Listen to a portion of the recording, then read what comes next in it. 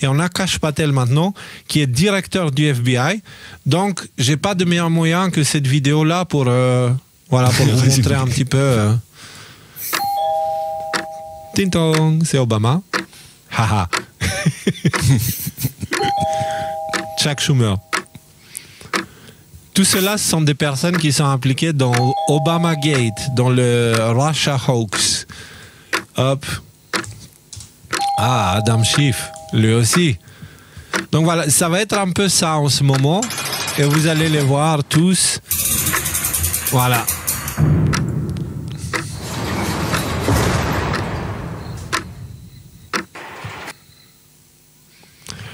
C'est bien de finir sur cette image.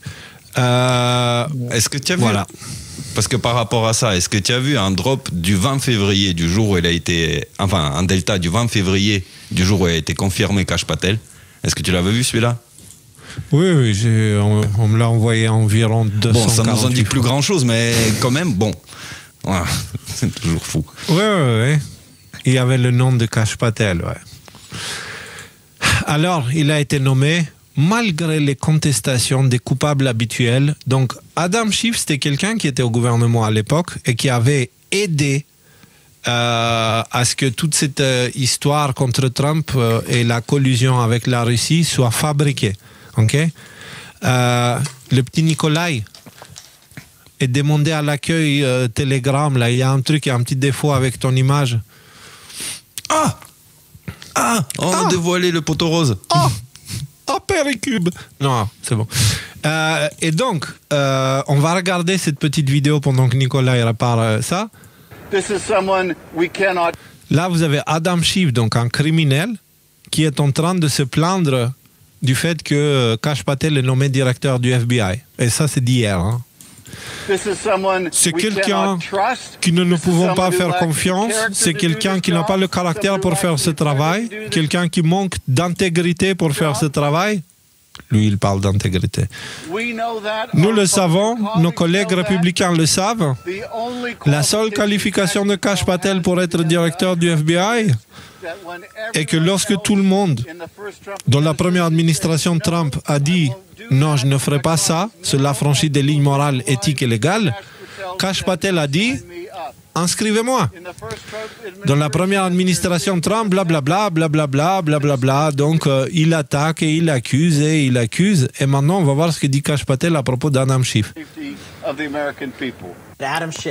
Adam Schiff est le pire criminel du Congrès des 250 dernières années. Et ce qui a été révélé, c'est qu'Adam Schiff a rencontré les lanceurs d'alerte. Adam Schiff est allé à la tribune jour après jour disant « Je ne sais rien à ce sujet, nous n'allons pas en discuter, nous allons le protéger ». Et puis, il a lui-même dirigé la conduite du procès en destitution du président Trump au Sénat. On parle de quelqu'un qui a été écarté du jeu parce qu'il faisait partie du canular qui a introduit Eric Charles à fabriquer cette fausse accusation puis la diffuser dans le monde. Il accuse Adam Schiff d'avoir rencontré un lanceur d'alerte qui avait prévenu à propos de tout ce qu'il préparait contre Trump. Et Adam Schiff, pas seulement... Enfin... il a rencontré le lanceur d'alerte aussi qui disait oui, Trump fait collusion avec la Russie. Il savait que c'est un faux. En sachant pertinemment quelles informations sont fausses, quelles informations sont vraies, il a choisi d'ignorer tout ça et de foncer vers le impeachment de Trump, la destitution de Trump, en sachant pertinemment que c'est basé sur des fausses preuves, parce qu'il a rencontré le lanceur d'alerte. Et donc, il est accusé de vouloir faire tomber un président américain et en étant totalement corrompu lui-même, Adam Schiff. Et donc maintenant, Adam Schiff, il s'est chié dessus. Voilà. C'est Adam Schiff maintenant. Parce que le plus gros criminel depuis 250 ans, à savoir depuis le début de l'histoire des États-Unis, c'est ça qui c'est. C'est quand même gros. Donc c'est marrant que le criminel se plaint pourquoi on change de juge, tu vois. C'est mignon, je trouve. Ce que nous devons attendre par la suite, c'est annoncé d'avance. On va juste regarder vite fait quelques extraits de vidéos de comment s'exprimait Kash Patel, surtout ces derniers temps. Je vous ai déjà dit ce que nous avons fait lorsque nous avons informé Trump sur les origines et ce qu'il a fait en fonction des renseignements que nous avions à l'époque. Il parle du Covid. Puis Fauci est entré dans les médias. Non, les Chinois ne feraient jamais ça. Non, ça vient pas d'eux. Puis l'histoire de la chauve-souris est sortie et d'autres trucs bizarres. Ok, qu'est-ce qu'on vient d'apprendre il y a 6 semaines? Gina Haspel, en tant que directrice de la CIA sous Trump, a autorisé 6 officiers chargés de l'affaire et des analyses du renseignement à être payés pour qu'ils changent leur évaluation sur l'origine du Covid. Il vient de dire que la directrice de la CIA a payé des agents fédéraux pour aller changer la version sur l'origine du Covid. La CIA. Donc, quand les complotistes disaient ça sort du labo de Wuhan, ok, quand on se faisait attaquer, c'était sous les ordres de la CIA. Et tous ceux qui attaquaient les complotistes de l'époque, ils poussaient le narratif de la CIA. Ok? C'est ce que ça veut dire, ce que Kash Patel vient de dire dans cet extrait-là. Vous comprenez? Vous comprenez qu'on n'est plus le 12 septembre 2001 où on pensait les méchants terroristes et tout ça. On est dans des accusations directes de complot. Des complots qui nous concernent. Moi, je me suis fait attaquer. Nico, aussi Michael, Rudy aussi, on s'est fait attaquer pour nos positions sur le Covid. Ceux qui nous ont attaqués suivaient les ordres de la CIA. Vous comprenez? Et maintenant, pendant qu'il y a ça, on apprend comment était géré tout le financement qui permettait à des gens corrompus d'attaquer des gens comme nous. Les financements avec USAID, le Pentagone et tout ça, on est en train de le voir. Et lui, il pointe du doigt directement la directrice de la CIA de l'époque. Et ce mec-là, il est directeur du FBI, hein. C'est pas un reptilien sur la lune.fr, là. C'est le directeur actuel du FBI qui vous le dit. OK? L'équivalent français de la DGIC, c'est ça? C'est ça. Enfin, DG, ouais, on va dire, ouais. Alors, ce n'est pas un truc de Kash Patel, il dit. C'est la CIA, c'est une décision institutionnelle de la CIA de dépenser l'argent des contribuables pour mentir au monde sur l'origine du Covid. Parce que cela correspondait au récit que Fauci et les médias voulaient diffuser avec Gina Haspel. Parce qu'elle ne voulait pas que Trump reçoive les lauriers pour avoir bien lu les informations et pour avoir pris la bonne décision, même si elle était difficile. Là, il parle de l'époque où Trump voulait bloquer, fermer les voyages et tout ça, et qu'il était attaqué de xénophobes. Mais ce qui s'est passé, c'est que nous sommes 2 ans après cela, même 3, et l'histoire est déjà écrite. Le sort est jeté. Donc la moitié du public se demande, mais de quoi vous parlez? C'est une conspiration de droite. Et c'est pourquoi il est si important de continuer à creuser dans ce travail, parce que beaucoup plus de ces cas de conduite sont révélés si des courageux lanceurs d'alerte, une surveillance du Congrès, etc. Bref, donc ça, c'est l'actuel directeur du FBI. Et maintenant, on va regarder aussi sur un autre aspect, parce que sur le Covid, on a vu ses positions. Maintenant, on va l'entendre parler sur autre chose. Mais on ne va pas l'entendre lui parler, mais plutôt une sénatrice. Lui, il va juste répondre.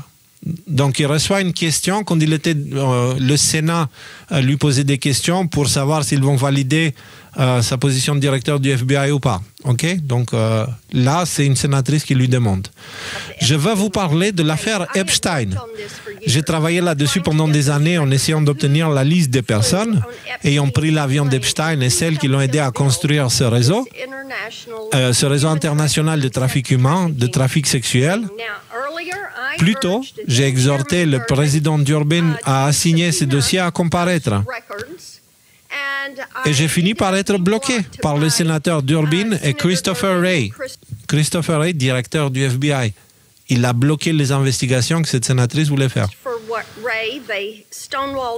Ils ont fait obstruction à ce sujet et je sais que démanteler ces réseaux de trafic est important pour le président Trump. Allez-vous travailler avec moi sur cette question pour que nous sachions qui a travaillé avec Jeffrey Epstein pour construire ces réseaux de trafic sexuel? Absolument, sénateur, le trafic sexuel d'enfants n'a pas sa place aux États-Unis d'Amérique. Et je ferai tout, si je suis confirmé en tant que directeur du FBI, pour m'assurer que le public américain connaisse toute l'ampleur de ce qui s'est passé et comment nous allons contrer le trafic et l'exploitation des enfants disparus. Merci pour eux. Il a dit, si je suis confirmé, je vais pourrir la gueule des trafiquants d'enfants. Okay? Il est confirmé. Il est directeur du FBI, il a accès aux choses compromettantes, il sait les choses que le monde devrait savoir et il va commencer à les déclassifier. Et ça, c'est d'hier. Hein. Donc, n'attendez pas à ce que ce live-là, il y a déjà des révélations dedans. Donc, voilà, c'est... Ouais. Tu vois, moi je pense que là, on avait fait une vidéo de réponse à TF1 quand ils ont fait un reportage sur nous, etc. Et c'était justement le reportage qui a fait que je me suis retrouvé ici au final. Ouais. Franchement, il faudrait qu'on le rediffuse. Parce que c'est exactement les points sur lesquels ils nous ont attaqués. Et je peux vous dire d'expérience personnelle que les journalistes, ou du moins celui qui m'a interviewé, dont je tairai le nom, il était pas au courant de rien. Julien, salut Julien. Il était au courant de rien. Par contre, pour démonter les gens qui ont dit bah, attendez, mais il y a des gens sérieux qui parlaient de ça. Parce que Julian Assange, c'est pas n'importe qui. Julian Assange, il a passé combien 10 ans en tôle. 10 ans en tôle pour avoir dénoncé certains trucs comme ça. Ils étaient au courant. Alors, moi, ce serait bien de le reposter, parce que ça ferait bien contraste avec ce qui se passe aujourd'hui. Je vais essayer de le trouver, je le ferai. Rappelle-le-moi demain, c'est une bonne idée. Si tu peux m'envoyer un petit rappel, c'est cool. Moi, tu sais ce que je pense, Julien, c'était juste un jeune stagiaire qui n'avait absolument aucune forme d'expérience en quoi que ce soit. Okay? Rien. Il avait, en termes de connaissance du monde, de la vie, etc., il suçait son pouce et il bavait du lait. C'était un bébé, un gamin, un stagiaire. Il avait vraiment... Voilà. Et il nous envoie ça. Ce mec-là, il se présente comme gentil, etc. Et puis après, il part. C'est même pas lui qui a fait le montage. C'est même pas lui qui a fait le montage, parce que quand je l'ai appelé pour dire copain, tu me l'as fait à l'envers, là, c'est pas du tout ce qu'on a dit dans l'échange. Qu'est-ce que tu fais? Ah non, mais c'est n'importe quoi, c'est des mensonges. Et en fait, il savait même pas ce qu'il avait mis dans le reportage par rapport à ce qu'on avait discuté, et il m'a raccroché au nez en disant que ouais, en fait, c'est que les faits qui comptent. Je dis oui, c'est les faits qui comptent, et là, tu as donné aucun fait, que des opinions, et même pas les tiennes d'ailleurs, tu vois.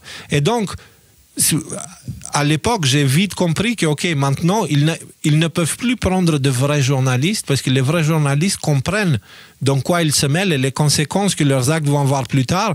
Donc, ils vont chercher les plus attardés mentaux pour les envoyer à faire ces missions-là. Et c'est pour ça qu'on a fini avec des Martin Veil, des William Oduro, des Julien Pan. Ces gens-là, ils ont été sélectionnés parce qu'ils sont stupides. Ils sont bêtes, ils sont aveugles, ignorants, arrogants. Et du coup, on a pu les faire, ils les ont poussés à faire tout et n'importe quoi, et eux, ils sont allés comme des cochons, tu vois. Et maintenant, ils subissent les conséquences. Les journalistes, ils étaient plus prudents, tu vois. Ils se lançaient pas, ils parlaient à travers des paroles d'autres personnes. Mais eux, les fact-checkers, eux, c'était la source, le puits de merde du narratif, en fait. Et c'était des stagiaires incompétents et franchement pas intelligents. Franchement pas intelligent. Et je l'ai vu avec William Oduro, ce mec-là, en termes, tu sais, quand il s'est autodistribué les points en termes d'intelligence, en arrogance, il a eu 10 sur 10. En intelligence, il a eu 0. Genre, il a tout pris en arrogance, le gars. Il est super arrogant, par contre, il n'a aucune forme d'intelligence. Il n'est pas capable de communiquer. Si c'est flippant, ce sont des gens sous hypnose. Je sais pas. Bref, et du coup, maintenant que cette histoire, on verra maintenant. On verra. Je pense que Kash Patel est arrivé. Déjà, il y a plein de révélations qui ont commencé, mais moi, je vous le dis, on n'est qu'au début. Hein. Attendez-vous à ce que les arrestations ne tardent plus trop maintenant. Parce qu'il y a un truc, c'est depuis l'arrivée de Elon Musk et de Doji et de Trump qui ont fait tout ça. Vous savez, il y a un truc, j'en ai pas parlé au live. À Washington, l'immobilier est en train de s'effondrer parce que tout le monde cherche à vendre son appartement. Tu vois, et il y a aussi une grande demande de recherche d'avocats à Washington. Donc, ça veut dire que beaucoup de monde qui travaille... Non, et ils ont vu ça à travers les recherches Google. Genre, c'est Elon Musk, il en a parlé, il a sorti les statistiques. À Washington, il y a un paquet de gens qui portent des couches culottes, et je pense que là, j'exagère même pas. Tu vois, les fonctionnaires à qui on a donné l'ordre, ça tu le mets là, ça tu le mets dans la corbeille, machin, etc. Et maintenant ils doivent. Ceux qui ont participé au 6 janvier. Ceux qui ont participé au 6 janvier aussi. Enfin, il y a une tonne de saloperies. Mais est-ce que vous trouvez pas que moi par rapport à ce que je ressentais, là, depuis l'inauguration de Trump, la vitesse à laquelle avancent des choses, ils avancent même plus vite que ce que je m'attendais à voir en fait. Ouais, clairement. C'est hallucinant. C'est hallucinant la vitesse et l'efficacité avec laquelle ils vont. Ouais. Ils vont comme en train. Je crois qu'ils ont peur que les rails quittent le navire, tu vois, avant de les avoir attrapés. Alors justement, c'est un peu dangereux parce que quand ça va trop vite, ça peut pousser toute une population d'entrer dans un état de psychose de masse, tu vois. Quand ça va trop vite, ça veut dire qu'il n'y a personne qui a le temps de vérifier. Et ça veut dire qu'on est obligé de donner notre autorité aux institutions. Et de croire ce qui nous est dit, parce qu'on n'a pas le temps de vérifier, on n'a pas le temps de tout comprendre, tellement il y a de l'information. Il faut faire très attention dans cette période-là. Moi-même, en ce qui me concerne, heureusement, on a fait ce travail d'analyse en amont, ce qui nous permet de suivre l'histoire et de justement confirmer ou enlever. Voilà. Mais on n'a pas besoin d'apprendre toutes les histoires, on les connaît maintenant, tu vois. Mais parce que c'est clair que si tu débarques maintenant et que t'avais pas suivi les informations et que tu débarques et que tu vois qu'est-ce qui est en train de se passer, là, ça trace. Hein. Par où tu veux commencer? Là, je ne l'ai pas mis dedans parce qu'il y a trop d'informations, mais Trump, il va aller à Fort Knox, là où les États-Unis sont censés stocker leur or, et il va voir si l'or qui est annoncé est dedans. Et s'il n'est pas dedans, ou s'il y a des trucs qui manquent, il y a moyen que ce soit assez chaud. Surtout avec la réserve fédérale, quoi, tu vois. Ça risque de faire mal en la confiance au dollar. Mais je ne sais pas comment le dollar va survivre. Non, il n'y a pas de rapport. Ça ne va pas toucher le dollar parce qu'il n'est pas basé sur l'or, le dollar. Ça ne va rien changer. Non, par contre, ça va changer. Aussi, ça. Ouais. Comment? Je dis peut-être que ça va changer aussi dans les mois ou dans les années qui viennent. Ça. Oh ouais, il est en train de faire des audits sur l'IRS, sur le truc qui gère les impôts. Il a dit qu'il veut supprimer l'impôt sur le revenu. Moi, j'aimerais bien voir un dirigeant faire ça. C'est énorme pour plein de raisons. Premièrement, c'est féodal de toute façon. Par contre, les gars, je vais vous dire, il y a un truc. Okay? Quand Elon Musk est arrivé sur X, il y avait beaucoup trop de gens qui bossaient sur X. Il a viré 85% du personnel. Du staff. Le truc, c'est qu'il les a virés. Alors, la plupart, ils foutaient rien, mais il y en avait qui bossaient vraiment, et il les a remplacés par l'IA. Et j'ai entendu dire qu'il est en train de faire la même chose avec le gouvernement américain, c'est-à-dire procéder à une optimisation, pas seulement en termes de dépenses inutiles, mais une optimisation en termes d'organisation gouvernementale qui passe à travers l'utilisation de l'IA. Donc ça, j'attends un peu pour aborder le sujet, mais si tel est le cas, une IA qui gère l'administratif, là les gars, on est en train de voir la naissance d'un monstre. Voilà quoi. C'est un truc, c'est terrifiant. Une IA, un truc non humain, non vivant, qui va gérer des êtres humains. Ça, c'est pas bien. Là, je suis pas. Pour moi, ça, c'est pire que Neuralink qu'il a fait, tu vois. Enfin, c'est dans la même lignée. Donc, il faudra voir les compétences qui lui seront accordées, ouais. Faudra voir. Peu importe les compétences, une fois que la boîte de Pandore est ouverte, tu vas te taper tout ce qu'elle contient, tu vois. Tu peux plus la refermer. Donc s'il a vraiment fait ça, s'il est en train de mettre l'IA dans le gouvernement, là moi je vous dis gardons un œil parce que c'est un sujet important. Après je vous dis encore, l'IA elle a un futur qui va durer peut-être gros max 7 ans, 8 ans je dirais. Après ça il n'y aura plus d'IA. Vous allez voir pourquoi.